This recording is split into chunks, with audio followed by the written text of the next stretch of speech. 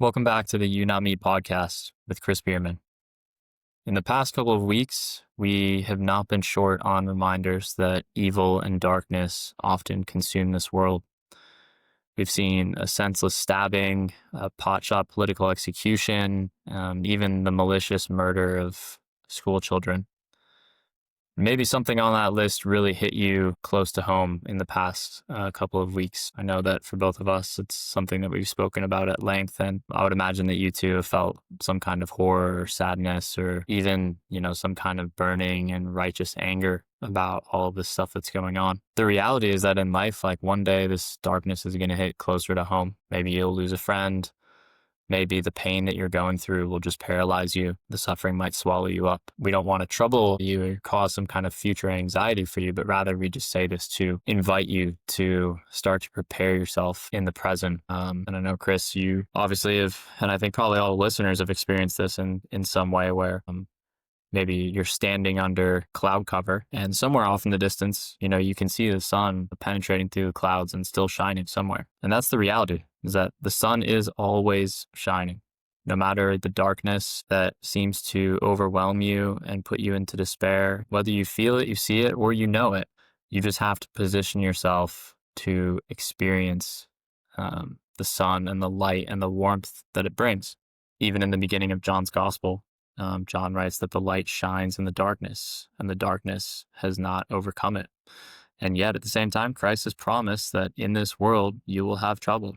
There is much in the way of darkness and doom and destruction that lies in wait around the corner. So in today's podcast, we're going to talk about just how you can position yourself to see the light that is in this world, even in the midst of evil. And then we're going to talk about how you can be the light. So Chris, welcome in.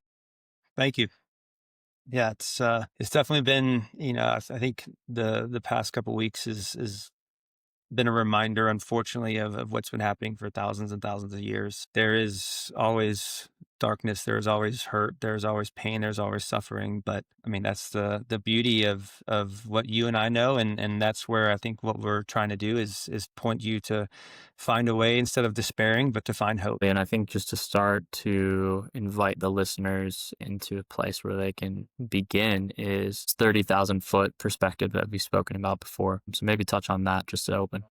Yeah, it's funny when you're talking about this clouds being in the way of the sun, and I remember my wife and I, we were in Hawaii for a leukemia lymphoma fundraiser, and while we were there, we got up super early in the morning. I think it was like 3 a.m.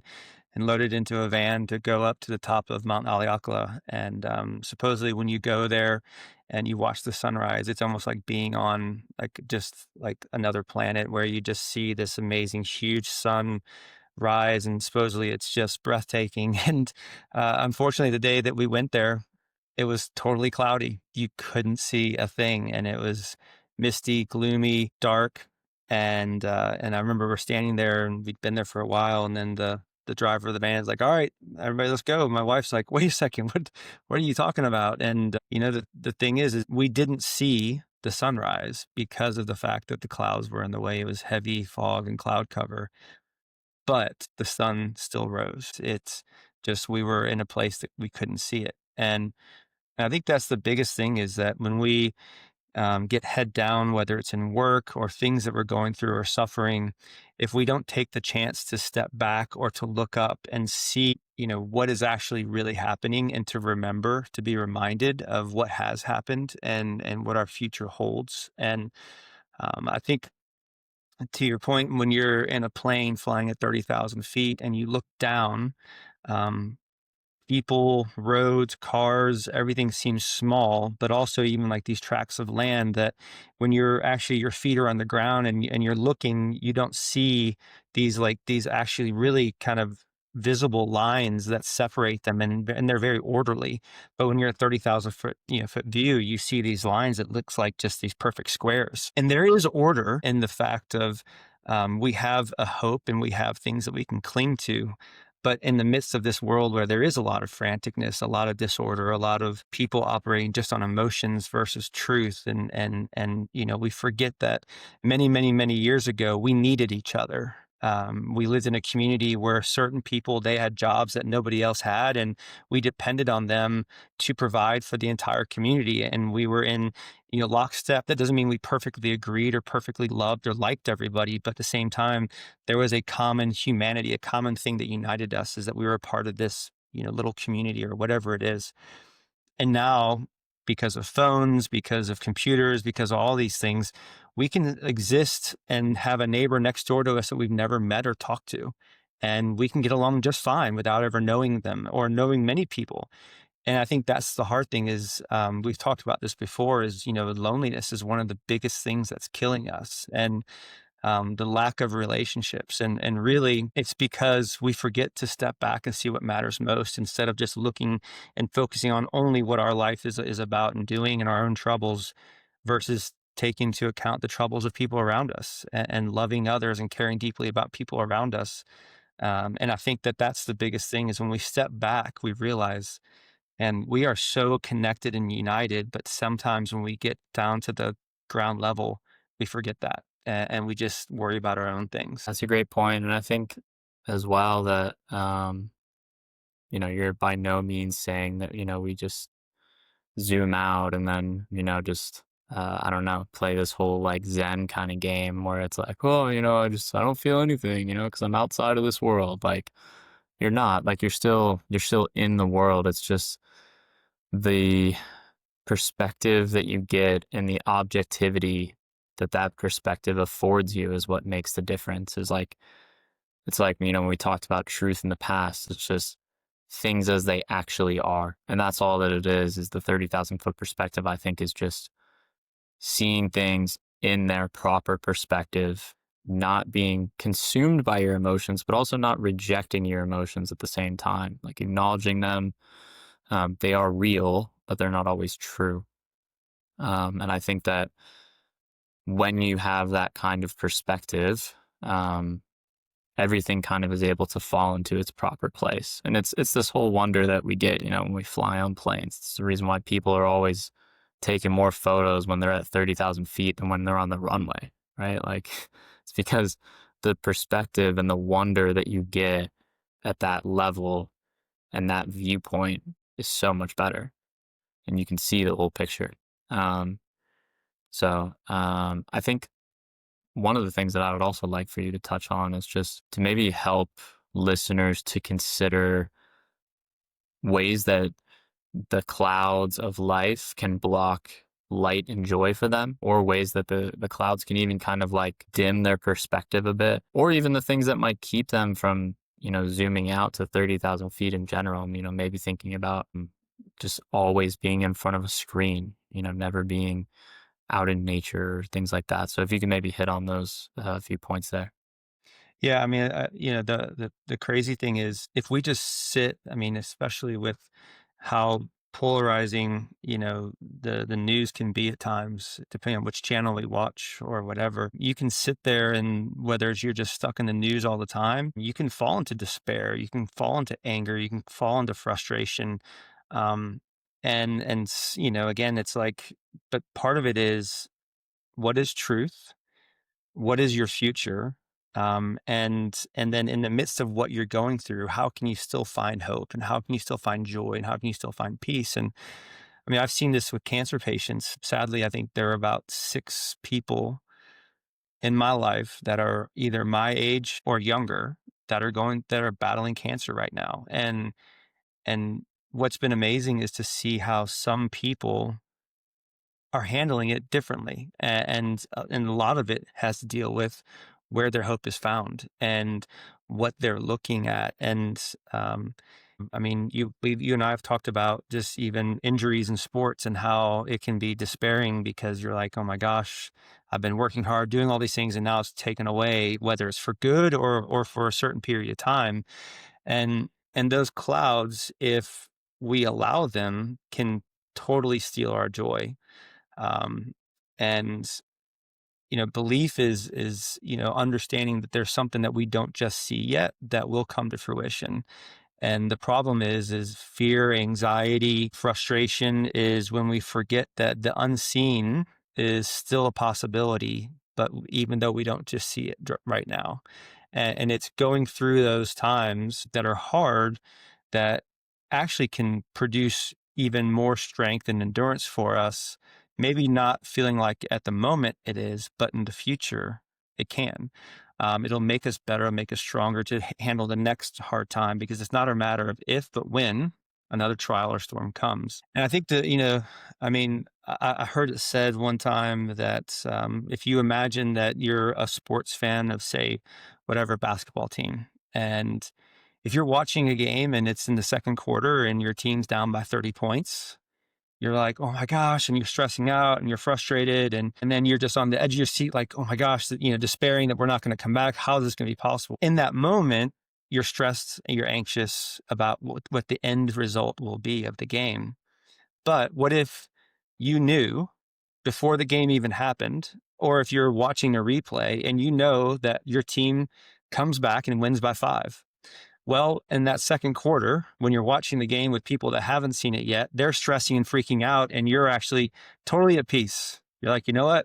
I don't know how. I don't know what's going to happen. I don't know how things are going to turn around, but we're going to overcome this 30-point deficit and we're going to win by 5 or win by whatever it is, right? And I think that's the hard thing for me with all of this, is the people that either have forgotten what the hope is and the fact that in the end we win, or people that don't know that at all. And they're grasping at whatever they see, what they can control. Again, if I make this amount of money, then I'll be good. If I have this house, live in this neighborhood, then I'll be good. If this person gets into to be the president or the senator or the governor, well, then we'll be good. Well, guess what? Nobody is perfect. There is not a single person that I can point to, that I know, that I can say, man, every single thing about that person, yes, you watch and you follow and you do. I can't. There's my own kids. I can't point to myself and say, look at me and I'm your example. No, I try to be a good example, but I always point to someone else.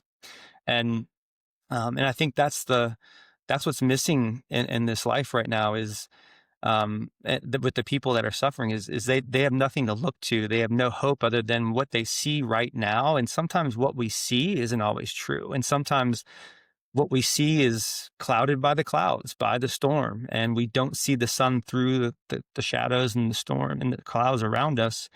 But for you and I mean, our hope is in Christ, and our hope is in what he's done, and the fact that he took our sins that he didn't deserve, and he died on the cross, rose again, defeated death. And in the end, he wins. We know this. And we know that our lives are secure because of what he did, not what I do and what I can do and what my future holds and how much I make. And none of that stuff has anything to do with my future. My future is secure in him. And knowing that my future is secure and what I have to look forward to once, this life is over.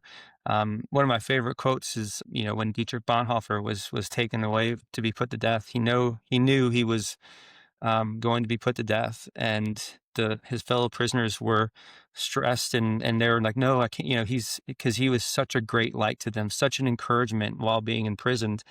And even the guards, they had a good relationship and cared deeply about him. And he turned to them and he said, don't worry about me, for today I truly live.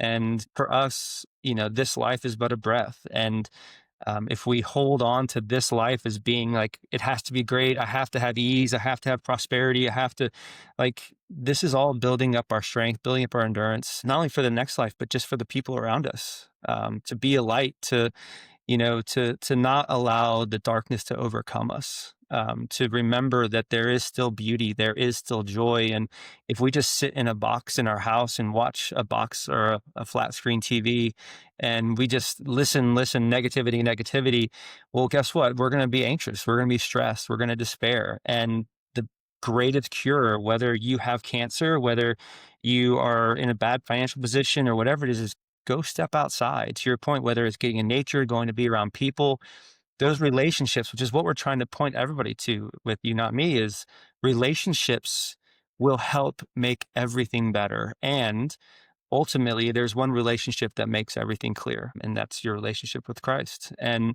so that's what we're hoping to point people towards, is that he's still shining. he is still in control. And even though this world is crazy and people are doing things that are just unbelievably harsh and hurtful, and we've lost sight of what truly matters, that we can still hold to something that is beautiful and peaceful and can give us joy in the midst of the hard times. Absolutely. I think I'd like to steer the conversation a little bit towards something that you mentioned earlier, which was um, especially just given your most recent points, knowing that we, for those who are in Christ, win in the end, knowing that God is sovereign, knowing that He has infinite wise and good purposes in all that happens in heaven and on earth. Um, and knowing that we have this living hope that all evil will be made right one day. Um, how can we fight for perspective when we're in the midst of suffering? And I even want to kind of steer it towards, like, as we kind of get into talking about being the light for other people, for those who have seen the light, how can we have perspective in the midst of our suffering where we can look beyond even just like, hey, this is going to be good for me in the long run, which is true. But I'm even thinking, 2 Corinthians 1, I'm just like, the suffering is so that we can comfort others who are suffering with the same thing that we're suffering with. So how can people kind of fight for that perspective when they're dealing with real pain and suffering in their everyday lives? Yeah, it also reminds me of a great quote from Oswald Chambers, where he talks about being broken bread and poured out wine for others. And only through our going through suffering can we comfort those that have also now been, they're now going through suffering. And that's where, I mean, even back to, in Hebrews, where, we have a great high priest that has suffered and knows what we're going through. He's been there, he's done that. And I think the number one thing, obviously, first and foremost, is to have a relationship with Christ and to understand who He is and what He did and what He said, and to open up your Bible, to be in the Word, to be in Scripture, to read the red letter words that He spoke, to see how He loved and cared for people that were not like Him, and He loved and cared for people that didn't know Him, and He loved and cared for people that made bad decisions, because we all are broken. And so I think, first and foremost is spending time in the Word and getting to know Him. And then secondly is can you reframe and shift your mindset to say that, when something is hard, and you feel like you're in the midst of a storm. I know it's hard to say, good, I'm glad to be going through this. But at the same time, can you know that there is something in that for you to learn, to know, to understand, to widen your perspective and to increase your empathy for others and what they've been through? I mean, the number of things that I've been through, whether it's my mom in a car accident, things I went through in middle school, and whether it's people have been bullied or treated terribly or whatever, losing everything financially, stuff with my son's potential retinoblastoma, my other son's injuries. I mean, just loss of life. Is in those things, in the hard times, we can not only have a faith and a trust to keep putting one foot in front of the other, but also knowing that through that, it's widening our lens, and it's growing that muscle of empathy, to where it's going to allow us to help other people go through the same thing, because they will. And the number of times that we've had conversations with people that tell me about something that they've gone through, and I've been through the same. It's amazing what a light and what a hope you can be, an encouragement for them in the midst of their trials and suffering. And so it's just remembering that all the time that you are continuing to put one foot in front of the other, go to bed, wake up the next morning. There's new mercies for each day, and there's new strength to be found. Is that we have a hope, and that He will provide everything for us, and He will take care of us. He'll give us everything we need to make it through. Yeah, thanks for that. And I think that just to kind of start to wrap up is I want to touch a little bit just on the necessity for people who are kind of willing to step out of this I don't know if it's like a security bubble or whatever, but just of passivity. I think it's very comfortable in life to be, just someone who like comments on stuff where it's like, oh, that's terrible. Like, obviously, all of these things that we're talking about at the start of the show, they're all horrific, like truly horrific. And they're all evil. Like, let's just call them for what they are. And people are behind every single one of those things. And there's plenty of evil that's out there in the world, as we already mentioned. Um, and it's all well and good to say, hey, that's evil, or hey, that's wrong, or even, just to voice your opinion about whatever it is. But if that's where it stops, like, that's not enough.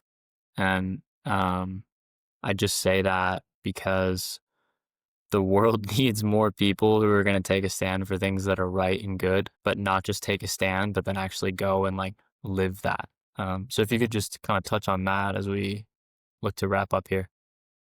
Yeah, and I mean, in our most recent newsletter, you wrote a great sentence, and it's people that in the midst of trial and suffering, they can see how suffering will shape them, the setbacks will strengthen them, the frustration will forge them, and I think.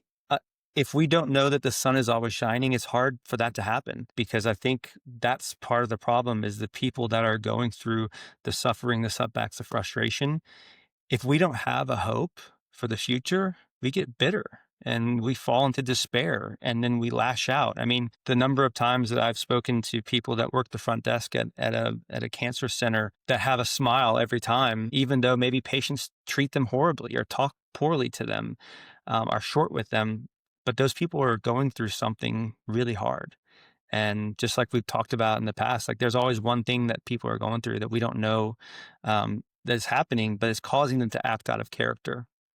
And I think for us, it's making sure that we don't take the person's current actions with who they are in totality. We're all created in God's image, and we're called to love, but we're also called to speak the truth in love. If we just constantly live in a society where, based on our emotions, which again, they can fluctuate daily. We can be moody. If I do that with my wife, I do that with my kids, it doesn't go well. My relationship doesn't go well. I have to take every thought captive before I speak or act upon it. And so, um, how can you then basically, as a person in your family, workplace, community, sports team, school, whatever it is, how can you be a light to where instead of focusing on what separates you and your differences, can you find one thing that actually unites you to somebody and brings you together? I mean, you look at sports teams and there are people that are fans of a certain team and their biggest rival has a player that's amazing, but they hate that person. They can't stand it and really what happens is eventually a lot of times that player ends up coming to that team. And guess what? They love that player all of a sudden. And sometimes it's just we don't like to lose. We don't like to be told no. And the biggest thing that we can do is find that single thing that unites us. And first and foremost, it's a common humanity. And like I said, we're all made in God's image. And how can we love somebody? But if we don't speak the truth in love, if it's just truth and it's this hard clashing symbol, nobody wants to hear that. Nobody likes to be disciplined. Um, and the biggest thing we can make sure we focus on is how do we lead with love, but also have that truth as well. And when we can do that, and if people have the same place that they're working from as a moral compass, as a truth, it's much easier to have those hard conversations and we can find a way to be united. And so, with the people around you that you see on a regular basis or that you come into contact with, how can you find a way to look deeper into them and to get to know their story, to understand who they are, and to actually listen to what they've been through in their past that's shaping who they are now? And as we said, your past isn't doesn't matter. It's what direction you're now heading. Our past has shaped us to who we are now, but it doesn't define the direction we have to go moving forward. We can pivot and choose to go in a different and better way, and be the light in the world, to be the change in the world, instead of being like everybody else that is just part of the problem, that's continuing to point fingers instead of actually pointing the finger at themselves and saying like, how can I be better, and how can I make sure that the people around me know how loved they are, and we build bridges and we start making, the community tighter and better. And until we choose to do that, until we choose to look at people and find ways to connect with them, we're going to be in a constant state of just disrepair and disunity. Yeah, we did a post on this yesterday. Maybe it was 2 days ago now, and I was the Oregon football coach. I don't know anything about college football anymore, unfortunately. Apparently, Oregon's in the Big Ten, which was news to me when I was looking this guy up. That makes no sense, by the way. Big Ten is supposed to be Midwest teams only. I grew up watching Wisconsin, so I'm like, why are we playing Oregon, dude? Like, this is not the Rose Bowl. Like, we only play Oregon in the Rose Bowl. Anyways, I loved what he said, just that, the world can learn a lot from their locker room. They have guys from all over the country, all different kinds of beliefs, whether it's politics, religion, etc. And he said, we have a team that loves each other. I don't know how that looks necessarily, um, but I'm sure that, that's pretty much the case. And it's because they all have one common goal. And when you have that and you're all pursuing the same thing, you can look at the guy next to you, even if he believes something completely different than what you believe, you can go, hey, I got your back. And it's the same thing, he referenced even their fans as well. Oregon has, probably plenty of more left-leaning people just by the nature of the people that live in Oregon. And then they got more right-leaning fans. Like Charlie Kirk apparently was a fan of Oregon. And there's a lot of people who completely disagree with him on every single thing that he says. And it's like, that's stupid, or I hate that, who still support the same team that he supported.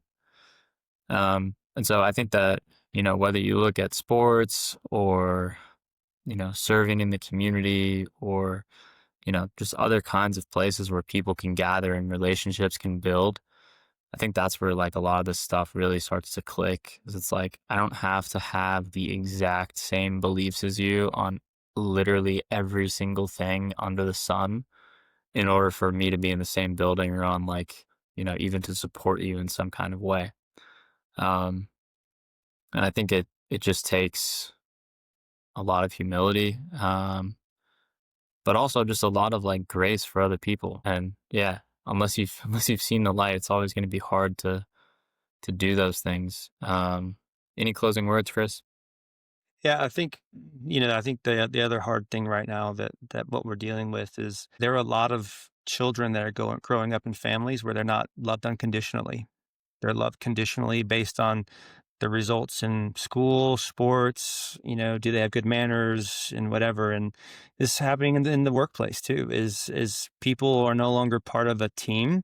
They're part of a team as long as they produce. And if they stop or whatever, then we're done with you. And so we've lost the relationship to where we care deeply about other people. And I think the greatest thing that we can do is just get to know people more, because yeah, I can, sit at a computer and from thousands of miles away, I can, type away and send something, some hard zinger to somebody on Instagram or whatever it is, and never see them and never have to deal with anything other than them sending something back to me, but I never meet them face to face. And the thing is when you actually stand toe to toe with somebody and truly look them in the eye, ask them about who they are, try to understand why they believe or think the way they do, it's so much harder to say those things or to do those things, to act out in these horrific ways that there's no chance anybody would get toe to toe and do what they did. And that's what we need more of, is just people wanting to know that behind every face, there is a story. There is a life. Whether it's they have parents that love them, they have children that love them, they have a spouse that loves them. There is somebody that most likely has a deep care for them. And unless you take the time to get to know them, you're not going to have that. And if we just judge people based on the actions we see from afar and we have no idea why they actually did them, we haven't gotten to know their heart, we're going to misjudge them a lot of times. And just like we talk about, when you get burnt by a stove, well, guess what? It wasn't the stove's fault that you got burnt. It was because you misused it or you didn't know that it was still hot. That doesn't mean every stove is bad. But if you actually learn how to use the stove, it does amazing things for you. And same thing with people and relationships. If you get to know them and understand them, even though you were far apart, you're going to come closer and closer together. I mean, we see this with sports all the time. There are teams that we watch from afar, but then ESPN or somebody does a special on the coach or a player, and you get to hear their story. You get to see what they've been through. You understand what they're going through now. And you're like, man, I love that guy. I love that girl. Like, what an amazing story. And you become a fan, if not of the team, but especially of them. And that's just life. The more we can get to know people and care deeply about the people around us, especially the ones we see on a regular basis, man, it makes everything so much better, so much more fun, and it's a life well lived. Absolutely. Chris, thanks so much for the conversation today. Really appreciate you taking the time. If you are new to the You Not Me podcast, we have a number of ways that you can interact with our content more. One of those is our newsletter that Chris mentioned on Substack. It's called the You Not Me letter. It goes out every Saturday morning. You can subscribe completely for free. Just enter your email. You can get weekly updates from us there. We also post 3 times a week on LinkedIn and Instagram. So you can follow Chris there. It's chris.behrmann on Instagram, and then just Chris Behrmann on LinkedIn. Thanks so much for taking the time to listen today. Thanks, Jared.